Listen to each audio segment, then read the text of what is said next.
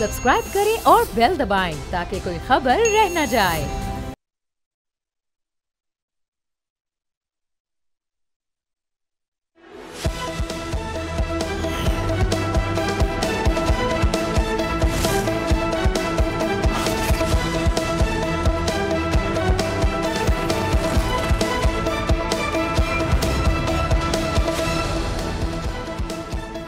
अस्सलाम वालेकुम। प्रोग्राम में खुशामदीद। मैं हूं अब्सा कोमल। आज पाकिस्तान तहरीक इंसाफ की क़यादत के हवाले से बड़ी खबर सामने आई है। पार्टी के सेक्रेटरी जनरल सलमान अकरम राजा ने सोशल मीडिया के ज़रिए एक पैगाम जारी किया जिसमें उन्होंने कहा कि कुछ ऐसा वाक़या पेश आया है जिसके बाद मैं समझता हूं कि मुझे पार्टी से अलग हो जाना चाहिए। फ़िक्री और मुआशी जो दयानत है उस पर समझौता कबूल नहीं होगा। कल उन्होंने कहा कि वो इमरान खान साहब को कहकर ओहदे से अलग हो जाएंगे। उनका ये फैसला पीटीआई के लिए एक बड़ा सेटबैक समझा जा रहा है क्योंकि सलमान अकरम राजा पाकिस्तान के एक सीनियर माहिर कानून समझे जाते हैं और उनका पीटीआई में शामिल होना भी पीटीआई के लिए एक बड़ी कामयाबी करार दिया जा रहा था। लेकिन आखिर ऐसी क्या वजूहात बनी, हम ये जानने की कोशिश करेंगे कि सलमान अकरम राजा को ये फैसला करना पड़ा और उसका इजहार भी इस तरह से सोशल मीडिया के ज़रिए करना पड़ा। आज पीटीआई के लिए एक और जो बड़ी खबर सामने आई है वो इंसदाद दहशतगर्दी की तरफ से फैसलाबाद की अदालत ने 9 मई को राना सनाउल्लाह के घर पर हमले के केस में फैसला सुनाते हुए तहरीक इंसाफ के रहनुमा उमर अयूब और शिबली फराज समेत 59 मुल्जिमान को 10-10 साल कैद की सज़ा सुना दी, जबकि फवाद चौधरी और जैन कुरैशी समेत 34 अफराद को बरी कर दिया गया है। इस बारे में हम जानने की कोशिश करेंगे कि इसके बाद क्या पीटीआई अब सियासी डायलॉग की तरफ जाएगी, क्योंकि एक के बाद एक 9 मई के वाक़यात के हवाले से पीटीआई के ख़िलाफ़ फैसले आ रहे हैं। पीटीआई की सियासी पार्टी का कमेटी की जो आज मीटिंग हुई है उस हवाले से भी खबर है जिसमें ऐलान कर दिया गया है कि पार्टी ज़िमनी इंतखाबात में हिस्सा लेगी। आपको याद होगा इससे पहले अडियाला जेल में एक मुलाकात हुई थी इमरान खान साहब से, जिसके बाद ये कहा गया था कि पार्टी ने फैसला किया कि हम इन इंतखाबात में हिस्सा नहीं लेंगे, मगर अब न सिर्फ हिस्सा लेने का फैसला किया है बल्कि मियांवाली से PP 87 और वजीराबाद से कौमी असम्बली की सीट NH 66 के लिए उम्मीदवारों का ऐलान भी कर दिया गया है। इस हवाले से हम जानने की कोशिश करेंगे कि इस फैसले के पीछे क्या वजूहात है। आज के प्रोग्राम का एक और मौजू भी होगा और आप लोग जैसा कि जानते हैं पिछले कुछ दिनों से पाकिस्तान में एक बार फिर से सूबों के क़याम के हवाले से बहस जारी है। प्रोग्राम के दूसरे हिस्से में तफसीली तौर पर इस हवाले से पॉलिटिकल पॉइंट ऑफ व्यू भी शामिल करेंगे और हम इसके ऊपर एक्सपर्ट ओपिनियन भी हासिल करेंगे। सबसे पहले पाकिस्तान तहरीक इंसाफ इस वक्त क्या सोच रही है ये जानने के लिए हमारे साथ मौजूद है इमरान खान साहब के तर्जुमान नियाज़ुल्लाह नियाज़ी साहब। बहुत बहुत शुक्रिया नियाज़ी साहब आपके वक्त के लिए। आज की अहम तरीन खबर है, पार्टी के सेक्रेटरी जनरल ने सोशल मीडिया के जरिए सलमान राजा साहब कहते हैं कि वो इस सौदे से मुस्ताफ़ी हो रहे हैं। साथ उन्होंने कहा कि अली बुखारी साहब के हाथ भी ये पैगाम मैंने खान साहब के लिए भेजा था लेकिन उन्होंने उस वक्त ये बात कबूल नहीं की। वो कहते हैं आज कोई ऐसा मामला हुआ जिसके बाद मैं मजबूर हूँ इस्तीफ़ा देने से। आप बता सकते हैं कि ऐसी क्या बात हुई? जिस तरह अब आपने देखा है ना, मेरा ख्याल है मैंने भी अभी 1 घंटा पहले ट्वीट ही देखा है। मेरी अभी राजा साहब से बात नहीं हुई, सीधी बात है कि मैंने ट्वीट देखा है कि राजा साहब ने कहा है कि शायद इन हालात में मैं अगर फर्दर खान साहब से रिक्वेस्ट करूंगा कि मैं लीगल मैटर्स देखूं और ये मैं ओहदा ना रखूं।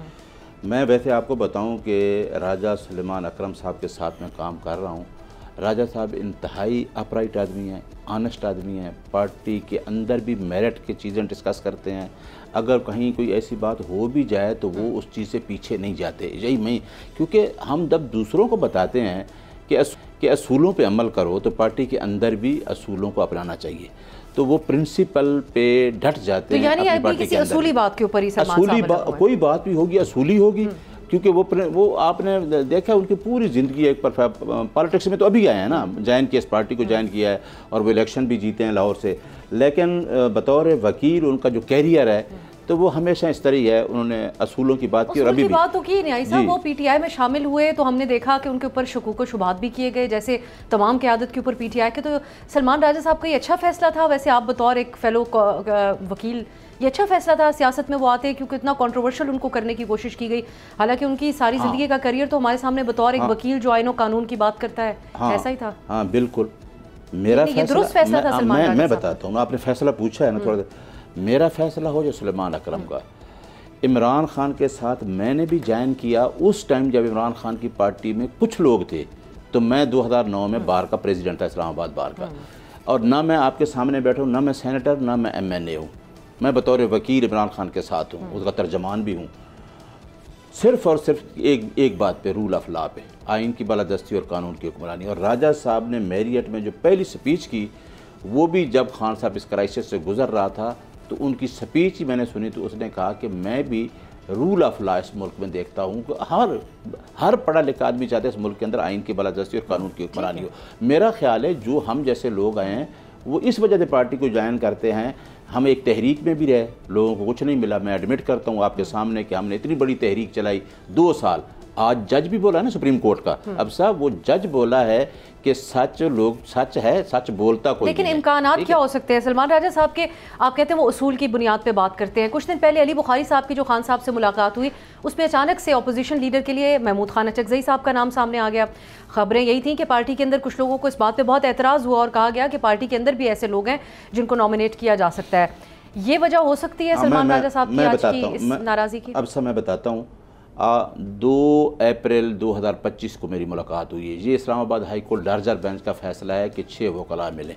सेम पोजीशन सुलेमान अकरम राजा की है जो मेरी है और जो अलीमा खान की है।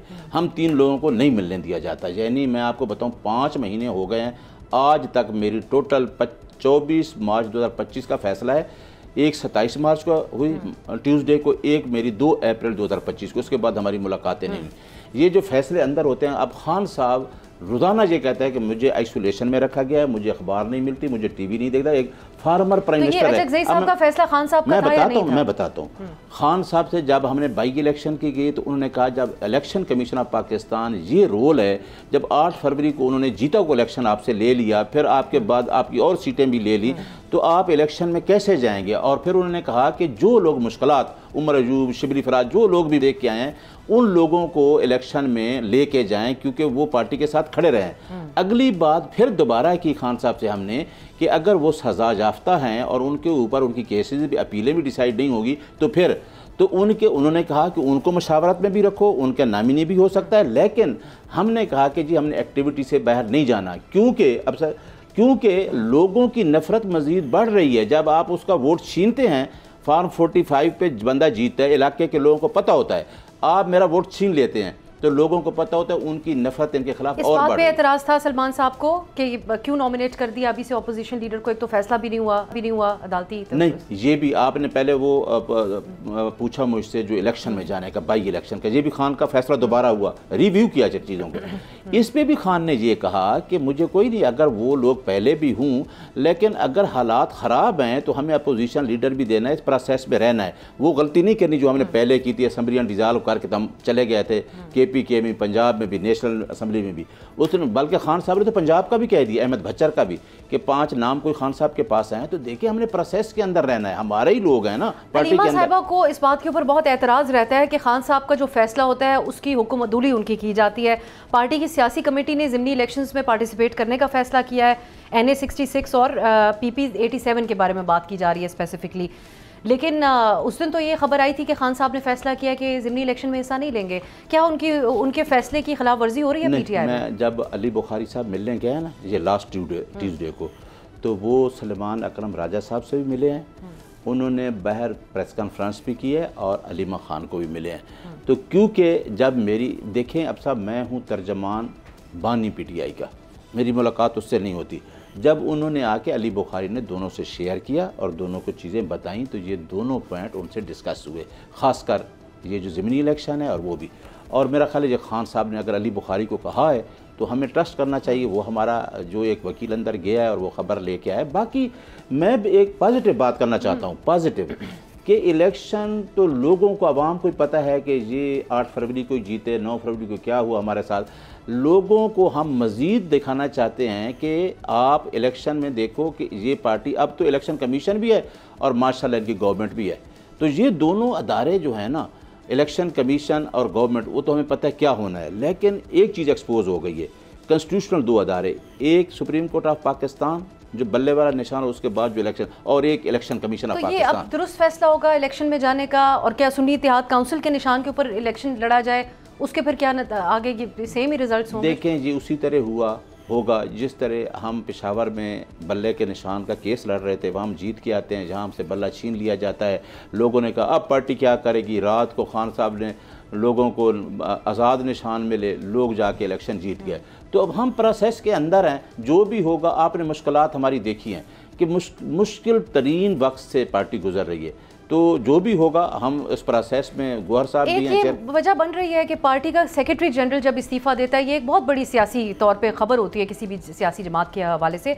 खान साहब की फैमिली और पार्टी की क़यादत वो एक तरह से आमने सामने है। हमने मुतअद्दिद बार ये बात सुनी कि अलीमा साहिबा के साथ इख्तलाफ राय हुआ पार्टी के मेंबरान का। सलमान राजा साहब के हवाले से भी ये खबर आती रही और वो खुलकर तनकीद भी करती हैं पार्टी की क़यादत पे। ये एक वजह है कि दोनों तरफ इस मामले का इख्तियार होना पॉलिटिकल वजह बन रही है, एक तरफ इख्तियार नहीं है पार्टी का। मेरा ख्याल है अलीमा खान जितना अपने आप को कंफर्टेबल करती है सलमान अकरम राजा के साथ, या हमारे साथ किसी के साथ भी नहीं। यानी मेरे साथ भी वो कंफर्टेबल फील करती है और सलमान अकरम राजा के साथ तो वो शुरू से उसके ऊपर ट्रस्ट करती है। ये बात गलत है कि अलीमा खान का कोई सलमान अकरम राजा के साथ क्लैश होगा, हो ही नहीं सकता। हाँ, शेर अफजल की बातें होती रही हैं, अब मैं ऐसी बातें नहीं करता। देखिए, ये लोगों को ट्रस्ट करना चाहिए। लोगों आए, लोगों को टिकट मिले, 4 महीने पहले ज्वाइन किया, 6 अपने टिकट भी लिए, अपने लोगों को भी लिया। और मेरा ख्याल है कि अगर खान साहब का निशान ना होता तो ये कहीं 150-200 वोट भी नहीं ले सकते। तो उनको बातें नहीं करनी चाहिए। वोट साबित हो गया 8 फरवरी को कि लोगों ने वोट दिया। इमरान खान के कैंडिडेट का निशान क्या है? इट मीन्स कि लीडर जो है वो मैटर करता है, दरमियान सलमान राजा साहब का आज इस्तीफा देना नुकसानदेह है पार्टी के लिए। आपका रिएक्शन क्या है इस बात पे? अभी इस्तीफा दिए ही नहीं। ऐलान अगर उन्होंने ऐलान कर दिया है तो खान साहब उसको इस्तीफा नहीं देने देंगे, ये मुझे यकीन है। क्योंकि सलमान अकरम राजा पे खान साहब ट्रस्ट करते हैं और हम भी करते हैं कि वो अच्छे तरीके से मामलात को चला। अच्छा, अब 9 मई के केसेस फैसलाबाद में आज जो सज़ाएं हुई हैं उसमें भी ज़ैन कुरैशी और फवाद चौधरी साहब तो बरी हो गए हैं, लेकिन आप जितनी भी आइन के हवाले से, इलेक्शन धांधली के हवाले से आप लोग बातें करते आए हैं, वो तमाम हरबे एक ना एक तरह से हमने देखा हुकूमत को उससे कोई असर नहीं पड़ा है। सो अब हुकूमत आप लोगों को एक बार फिर मुज़ाकरात की पेशकश करती है। PTI अब देखेगी सियासी जमातों की तरफ, खा वो अचकज़ई साहब के ज़रिए ही हो या किसी भी और तरीके से, लेकिन टॉक्स की तरफ आज देखें कि हमारा नए वज़ीर आज़म बांग्लादेश जाता है तो बांग्लादेश वाले क्या डिमांड कर रहे हैं? माफ़ी मांगे। एक पार्टी पाकिस्तान की लार्जेस्ट पार्टी है, आपने सिंध से भी वोट हमने लिए, आपने उठा के MQM को सीटें दे दी, पंजाब से भी लिए। कभी भी ऐसा नहीं करना चाहिए कि एक पार्टी जिसके साथ अवाम खड़ी है, अवाम किसके साथ खड़ी है? इमरान खान के साथ खड़ी है। अब ये पॉलिटिकल विक्टिमाइजेशन है। आपने आज शेख रशीद का भी मैं सुन रहा था, शेख रशीद के भतीजे को सज़ा हुई, शफीक को, उमर अजूब साहब को हुई, शिबली को हुई, और सनाउल्लाह के घर की सज़ा हो गई। अब यानी उन अपने घर भी उन्होंने ये बना ली कि हमारे घर भी ये जो 9 मई के वाक़यात हैं, यानी मुराद इसको पूरा वो इस्तेमाल कर रहे हैं। तो अच्छा, किसी सिविलियन की रेजिडेंस के ऊपर हो, किसी ऑफिशियल के यहाँ हो या रियासती दफातर में हो, एक ही बात होनी चाहिए। कहता हूँ अब था कि उनको सज़ा मिलनी चाहिए। जो फुटेज में कंप्लीट फुटेज और कमीशन हमने कहा था, अब शाह महमूद कुरैशी और जैन को बरी हुई, टोटल हो गई। अच्छा, FIR 1 है, उसके अंदर 75 लोगों को सज़ा हुई और बाकियों को बरी हो गए। और ये एक FIR, एक ही रोल है, तो ये क्या फेयर ट्रायल है? नंबर 2, ये जो ATC की कोर्ट हैं, ये आती हैं सेंट्रल कोर्ट्स हैं, ये आती है ministry of law and justice के अंडर। ये मुझे पता है, हम इसी वजह से कहते हैं 2 फेलियर हो गए इस मुल्क में, सामने आ गए। एक अदलिया जो है वो आज़ाद नहीं रही, एक आपका जो है इलेक्शन कमीशन जो रोल कर रहा है अभी। लेकिन मुज़ाकरात की तरफ आप लोग अब भी नहीं समझते कि अब रास्ते सारे बंद हो चुके हैं, सियासतदानों के साथ ही बैठ जाया जाए? मेरा ख्याल है कि मुज़ाकरात की बात तब करें, उससे करें जिसके पास अवाम का मैंडेट हो। जब इनके पास अवाम का मैंडेट ही नहीं है, इनके साथ हम बैठ के मुज़ाकरात क्या करें? अवाम इमरान खान के साथ करिए, उसको आपने जेल बिठाया हुआ है और उसका वोट चोरी करके आके कहते हैं टेबल पे बैठ के हमारे साथ मुज़ाकरात। आखिर में मुख्तसरन न्याज़ी साहब, एक बहस चल रही है, हम चाहते हैं कि आप PTI का या इमरान खान साहब इस बारे में क्या सोचते होंगे, आप बता सकते हैं, क्योंकि उनके दौर में भी इस किस्म की डिबेट्स तो होती रही। पाकिस्तान में गवर्नेंस की बेहतरी के लिए नए सूबों का क़याम किया जाए, ताजिर बरादरी की तरफ से बात हुई, कुछ सियासतदानों ने भी इस हवाले से बात की, हुकूमत काफ़ी हद तक इसको सिर्फ कयासराई करार दे रही है।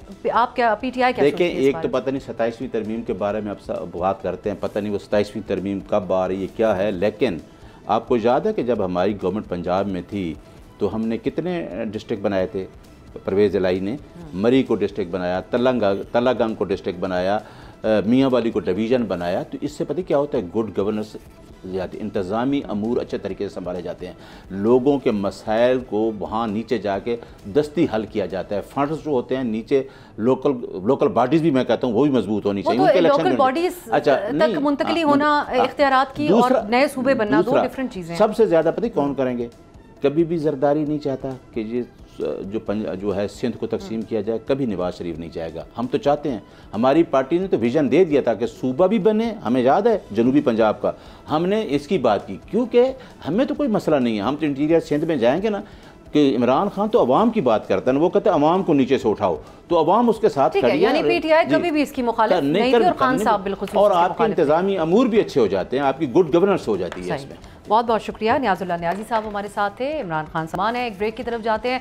सूबों के हवाले से, ये सूबों की तादाद बढ़ाने के हवाले से जो डिबेट चल रही है, इसी पे हम तफसीली तौर पे बात करेंगे एक ब्रेक के बाद।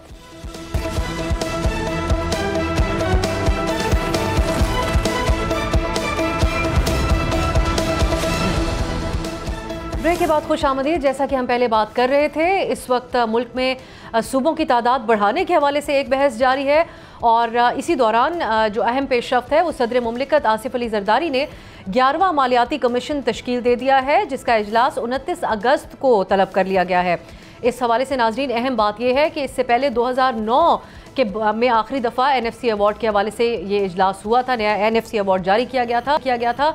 अब उसके बाद हमने देखा पाकिस्तान में आबादी भी बढ़ी, मसाइल में भी बहुत ज़्यादा इजाफा होता रहा, लेकिन NFC अवार्ड के तहत सूबों को मिलने वाले फ़ंड्स पर नज़रसानी नहीं की गई। इस वक्त पाकिस्तान में पिछले कुछ अरसे से बिलखुसूस विफाक के हवाले से, विफाक की तरफ से ये तहफ़्फ़ुज़ात सामने आ रहे हैं कि 18वीं तरमीम के बाद इस अवार्ड में सूबों का हिस्सा 59% तक पहुँच चुका है, जबकि विफाक के लिए सूरत हाल मुख्तलिफ है। उनके पास 42.5% तक फ़ंड्स बचते हैं और फिर इसी तरीके से विफाक के पास ज़रूरत से कम फ़ंड्स होने की वजह से विफाकी अमूर चलाने में बहुत मुश्किलात पेश आ रही हैं, जिसके हवाले से हम मुख्तलिफ मौक़ों पर यह मुतालबा सुनते आए हैं कि डैम्स की तामीर करनी है, कुदरती आफात से और माहौलियाती तब्दीलियों के हवाले से निमटना है और कौमी सलामती जैसे जो मुश्तरका अखराजात हैं उसमें सूबे भी अपना हिस्सा डालें। ये विफाक का एक देरीना मुतालबा रहा है।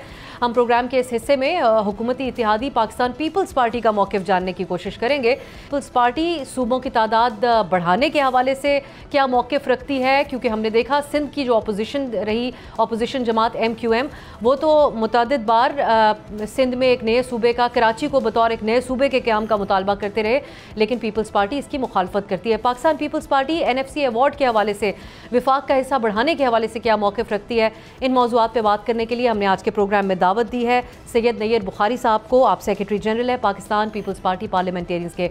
बहुत बहुत शुक्रिया बुखारी साहब आपके वक्त के लिए।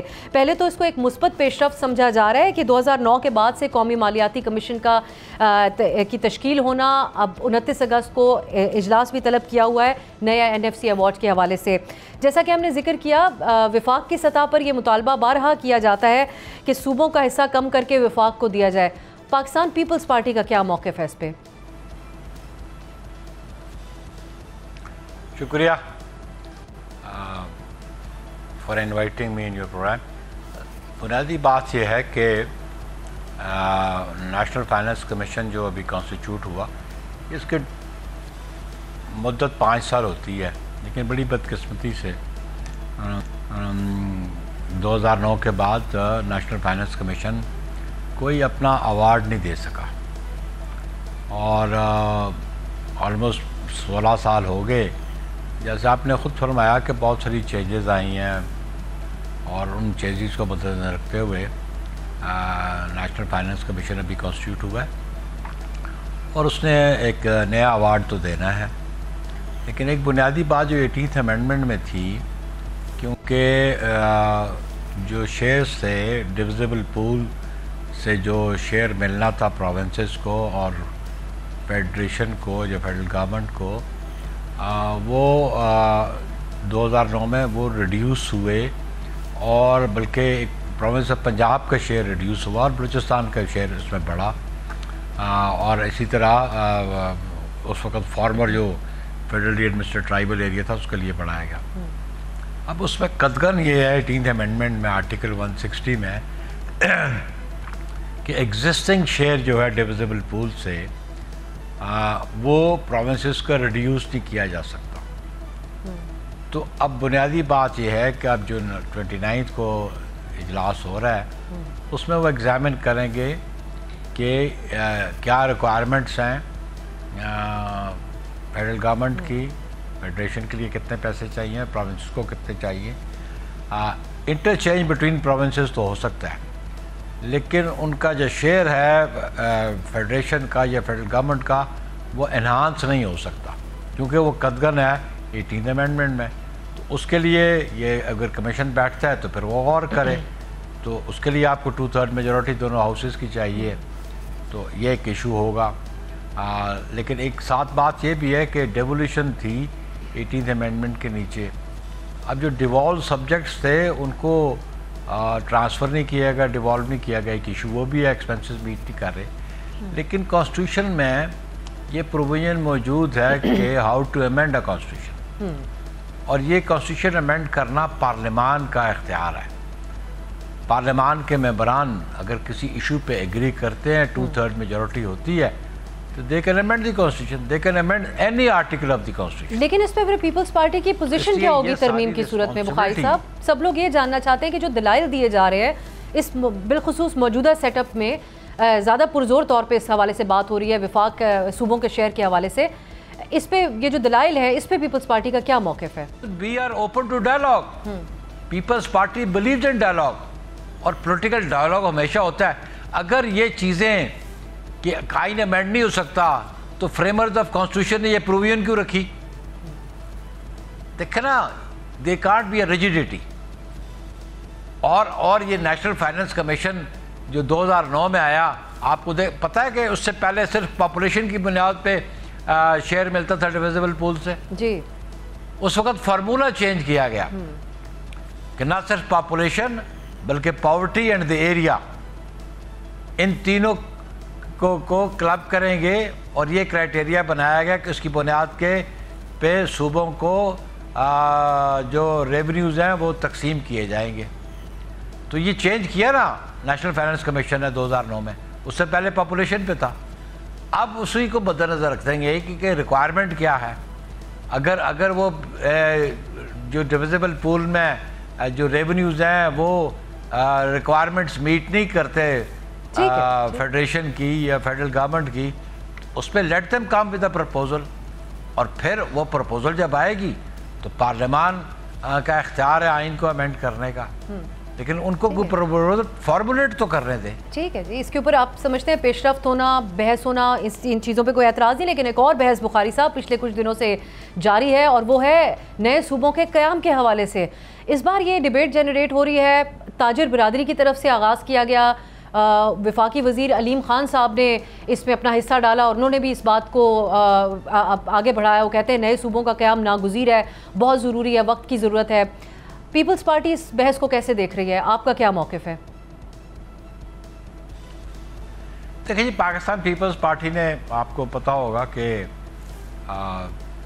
2014 में प्रोबेबली एक बिल मूव हुआ था, सेनेट ऑफ पाकिस्तान ने उसको पास भी किया था। जो प्रोविंस जो था साउथ पंजाब का प्रोविंस था, लेकिन वो नेशनल असम्बली उसके बाद डिज़ोल्व होगी और नेशनल असम्बली उसको टेकअप नहीं कर सकी, तो ऑब्वियसली उस बिल की कोई हैसियत नहीं रही। तो पीपल्स पार्टी तो उस वक्त भी साउथ पंजाब का सूबा बनाने के हक़ में थी, क्योंकि एक 12 करोड़ का सूबा था। फेडरेशन प्रोविंस के जो लोग थे 12-12.5 करोड़ आवाम का, ये इश्यूज़ जो है एक जगह हल नहीं हो सकते थे, तो इसको उन्होंने कहा इसको कर दिया जाए। लेकिन फिर बात मैं अर्ज़ करूँगा, ये इख्तियार भी आवाम के मुंतखब नुमाइंदों के पास है। वो कहते हैं ना, the will of the people resides in the parliament. अब जिनको आपने मुंतखब करके भेजा है पार्लियामान में, अब ये इख्तियार उनका है, उनको इस पर डिस्कस करने दें कि, लेकिन ये सिर्फ ये मुतालबा कि नागुज़ीर हैं, इसके लिए सिर्फ आपने ये खाली एडमिनिस्ट्रेटिव बात नहीं देखनी, आपने इसके और प्रोस कॉन्स भी देखने हैं कि जी अगर सूबों की तादाद बढ़ाई जाएगी, उनके जो एक्सपेंसेस हैं वो भी बढ़ेंगे, और फिर आपको सेनेट ऑफ पाकिस्तान में भी तादाद देखनी पड़ेगी कि वो कितनी तादाद होनी चाहिए।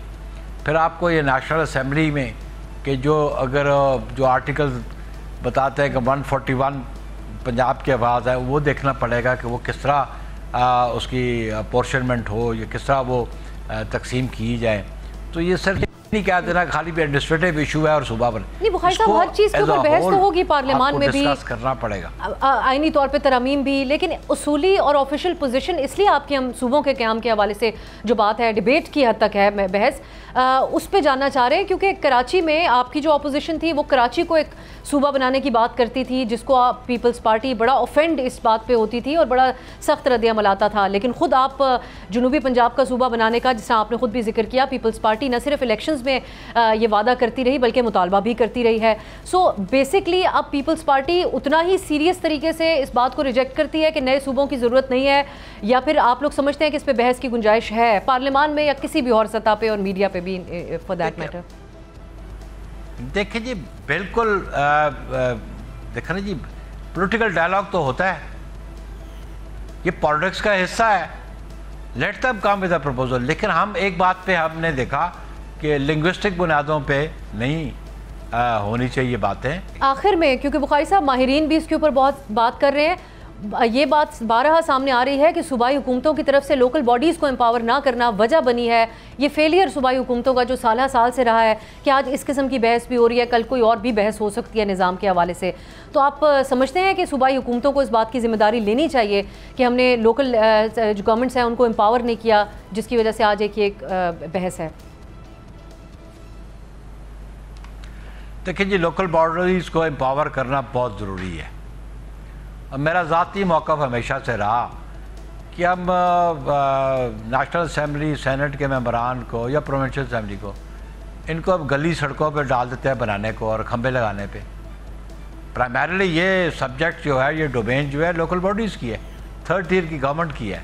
तो खुदारा जो काम नेशनल असम्बली का या प्रोविंशियल असम्बली का पॉलिसीज़ देना, लेजिस्लेशन करना, ये उनके ज़िम्मे रहना चाहिए। बुखारी साहब हमारे साथ मौजूद थे। ये इशूज़ नाज़रीन, पाकिस्तान पीपल्स पार्टी का इसके ऊपर जो मौक़िफ़ है उसकी इस एतबार से ज़रूर अहमियत है कि वो हुकूमत की इत्तेहादी जमात है जो इन मौज़ूआत के ऊपर मुख्तलिफ ओपिनियन माजी में रखती रही है। लेकिन नैयर बुखारी साहब की जो गुफ्तगू है उससे ऐसा लगता है कि अभी वेट एंड वॉच की पॉलिसी है पाकिस्तान पीपल्स पार्टी की। एक ब्रेक की तरफ जाते हैं, इन्हीं मौज़ूआत के ऊपर हम एक्सपर्ट ओपिनियन हासिल करेंगे। अहमद बिलाल महबूब साहब हमारे साथ होंगे एक ब्रेक के बाद।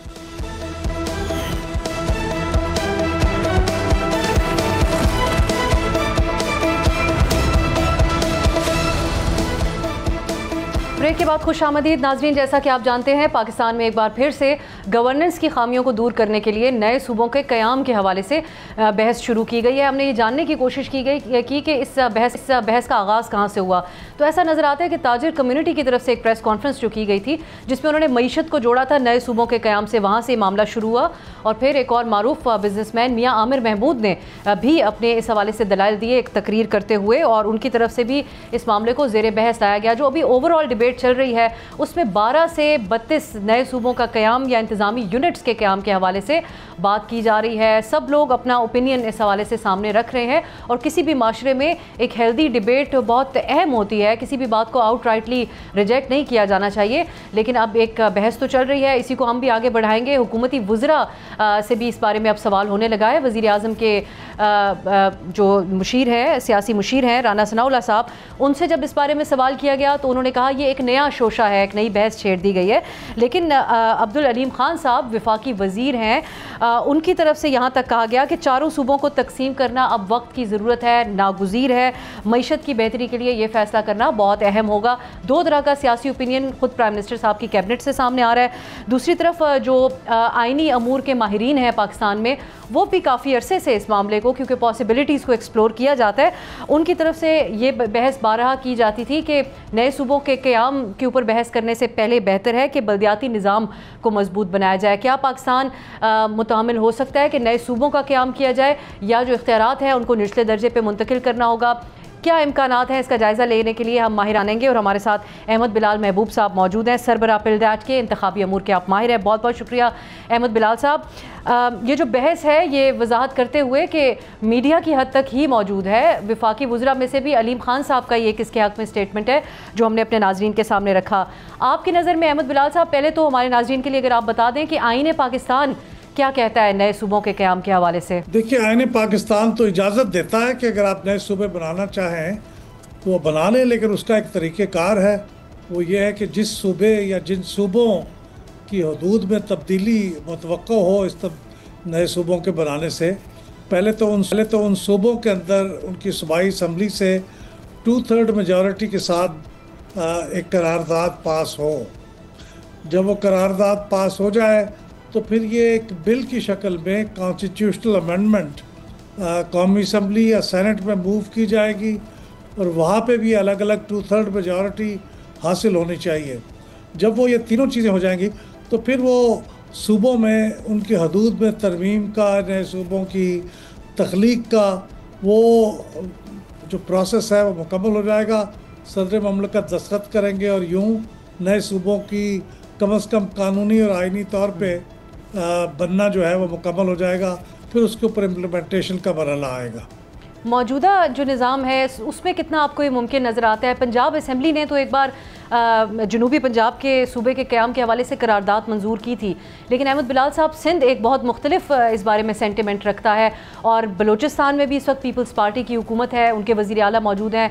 आपको लगता है कि इस वक्त में पाकिस्तान में मुमकिन है नए सूबों का क़याम, इसके लिए सूबाई असम्बलियों से करारदादें पास करना?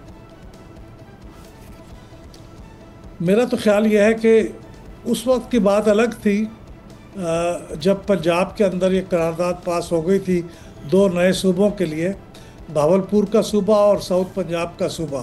लेकिन मेरे ख्याल में इस वक्त PMLN या पंजाब की हुकूमत भी इस बारे में ज़्यादा पुरजोश नहीं होगी और सिंध का मामला आपने दुरुस्त बता दिया है। बलूचिस्तान भी इसके लिए कोई तैयार नहीं होगा। खैबर पख्तूनख्वा का मैं इसलिए कुछ कह नहीं सकता क्योंकि खैबर पख्तूनख्वा में जो हुक्मरान पार्टी है PTI, उसने बहुत स्ट्रांगली नए सूबों की हमायत की थी किसी ज़माने में। इस वक्त उनकी क्या लेटेस्ट पोजीशन होगी मैं नहीं कह सकता।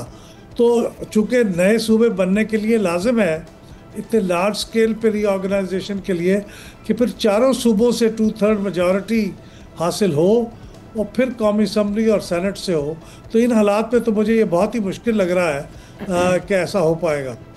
आजकल जो बहस है उसमें अहमद बिलाल साहब जो दलाइल दिए जा रहे हैं नए सूबों के क़याम के हवाले से, ये डिबेट जनरेट तो ताजिर बिरादरी की तरफ से हुई जो इकोनॉमिक कंसर्न्स अपने सामने रख रहे थे और उसमें उनकी तरफ से तजवीज़ दी गई।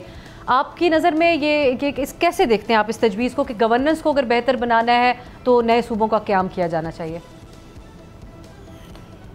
देखिए, गवर्नेंस को अगर की बुनियाद पे अगर आपने चीज़ों को नीचे डिवॉल्व करना है तो मेरा ख्याल नहीं है कि सूबों का जो कॉम्प्लेक्स सिस्टम है और जो मेरे ख्याल में तो बहुत कॉस्टली भी सिस्टम है उसकी तरफ जाया जाए।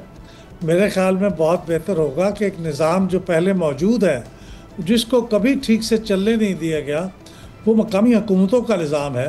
उनको ना इख्तियार दिए जाते हैं, ना उनके बर वक्त इलेक्शन होते हैं, ना उनको फंड्स दिए जाते हैं।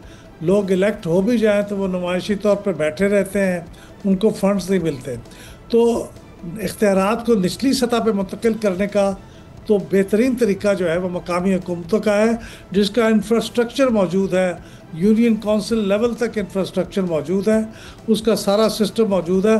सिर्फ आपको उसके ऊपर सिंसियरली इम्प्लीमेंट करना है कि ये सारी चीज़ें हो जाएं जो आइन और कानून की मंशा के मुताबिक ज़रूरी हैं। अगर उसको यकीनी बनाना है तो फिर शायद कॉन्स्टिट्यूशन के अंदर भी अमेंडमेंट करके ये लाजमी करार दे दिया जाए कि इतने इख्तियारात लाजमी आप मकामी हुकूमतों को मुंतकिल करेंगे। लेकिन जो सूबे हैं उसके मुकाबले में उससे बड़ी डिसरप्शन पैदा होने का इम्कान है, क्योंकि आप कई दफ़ा लोग कहते हैं कि इंतज़ामी यूनिट्स बना दिए जाएँ। इंतज़ामी यूनिट बिल्कुल अलग चीज़ है, वो हैं डिस्ट्रिक्ट हैं या डिविजन्स हैं या तहसील्स हैं या वो यूनियन काउंसिल्स हैं, ये हैं इंतज़ामी यूनिट। अगर आपने सूबे बनाने हैं तो वो इंतज़ामी यूनिट नहीं है, वो इंतज़ामी के साथ साथ सियासी यूनिट भी है और उसके अलावा भी कुछ और चीज़ों का मुतालबा हो सकता है। तो ये बहस लंबी चलेगी, ये बड़ा डिसरप्शन होगी। इसलिए मेरा ख्याल था कि बहस तो होनी चाहिए, लेकिन ये बहस का कोई अच्छा मौका नहीं था जब हम इस वक्त आग बुझाने में लगे हुए हैं, जो टेररिज्म की आग है, जो हमारे कमज़ोर इकोनॉमिक सिस्टम की आग है। हम उस वक्त हम ये सोच रहे हैं कि घर के अंदर डेकोरेशन कैसे की जाए, और इंटीरियर डेकोरेशन का क्या इंतज़ाम हो। तो ये मेरा ख्याल थोड़ा सा कबल अज़ वक्त है, और अगर आपने ये करना ही है तो फिर मेरा ख्याल है मकामी हुकूमतों के निज़ाम को बेहतर बनाए। अहमद बिलाल साहब, मकामी हुकूमतों के लोकल बॉडीज़ को एम्पावर करने के हवाले से आप साल से इस पे काम करते आए हैं, इस पे बात भी करते आए हैं। इसके रास्ते में कौन रुकावट है? हमें पॉलिटिकल पार्टीज़ की भी बहुत इनसिक्योरिटी नज़र आती है, अपना इख्तियार किसी को देना नहीं चाहते। ये बेसिकली अगर किसी को जिम्मेदार ठहराया जाए तो किसका फेलियर आपको नज़र आता है? ये यकीनन सियासी पार्टियां ज़िम्मेदार हैं, लेकिन बराह रास्त सियासी पार्टियों की जो सूबाई हुकूमत होती है वो इसके रास्ते में सबसे बड़ी रुकावट होती है। और ये बात इलेक्शन कमीशन ने भी अपने कई ऑब्जर्वेशंस में कही है, क्योंकि ये कॉन्फ्लिक्ट ऑफ इंटरेस्ट का मामला है। इख्तियारात चूँकि सारे जमा होते हैं सूबाई हुकूमत के पास, और वो नहीं चाहते कि ये इख्तियारात चले जाए कहीं दूसरे लोगों के पास, जैसे मकामी हुकूमतों के पास। और उसके साथ चूँकि फ़ंड्स भी होते हैं, कुछ 30-35% के करीब फ़ंड्स हैं जो मकामी हुकूमतों को जाने चाहिए। उन फ़ंड्स के ऊपर भी फिर सूबे का जो मोनोपोली है वो ख़त्म हो जाती है। तो वो नहीं चाहते कि ऐसा हो, तो मुख्तलिफ हीलों बहानों से बड़ा कमज़ोर कानून बनाते हैं, फिर इलेक्शन ही नहीं कराते, हो भी जाए तो फिर चलता करते हैं मकामी हुकूमतों को। तो ये मेरे ख़्याल में एक आइनी तरमीम जो 140A की एक छोटी सी तरमीम 18वीं तरमीम के ज़रिए से हुई थी, जिसके अंदर सिर्फ असूली तौर पे बात कह दी गई है कि सूबाई हुकूमतें इस बात की पाबंद हैं कि वो इख्तियारात को निचली सतह पे, यानी सियासी इख्तियारात, इंतज़ामी इख्तियारात और माली इख्तियारात, उनको डिवॉल्व करें। मेरे ख्याल ये काफ़ी नहीं है, इसके साथ तफसीलात होनी चाहिए थी, जैसे इंडिया ने किया था 1995 में अपने आइन बनने के तकरीबन 45 साल बाद, क्योंकि वहाँ पे भी मकामी हुकूमतों को स्टेट्स की गवर्नमेंट चलने नहीं देती थी। फिर ये आइनी तरमीम हुई तो वहाँ मकामी हुकूमतें अब ज़्यादा स्टेबल हैं। तो हमें भी यही करना पड़ेगा, उसके बगैर मेरा ख्याल नहीं है कि सूबाई हुकूमतें मकामी हुकूमतों को चलने दें। बहुत बहुत शुक्रिया। अहमद बिलाल साहब हमारे साथ मौजूद थे और उनकी ये तजवीज़ बहुत अहम है। वो समझते हैं कि इख्तियारात को लोकल बॉडीज़ तक मुंतकिल करने के हवाले से सूबाई हुकूमतों को आइन के तहत पाबंद करना होगा। भी इसका जिक्र तो है लेकिन उनको पाबंद नहीं किया जाता, जिसकी वजह से हम आज तक देखते आए हैं कि इख्तियारात को निचली सतह तक मुंतकिल नहीं किया जाता। आज के लिए इजाज़त दीजिए, खुदा हाफिज़।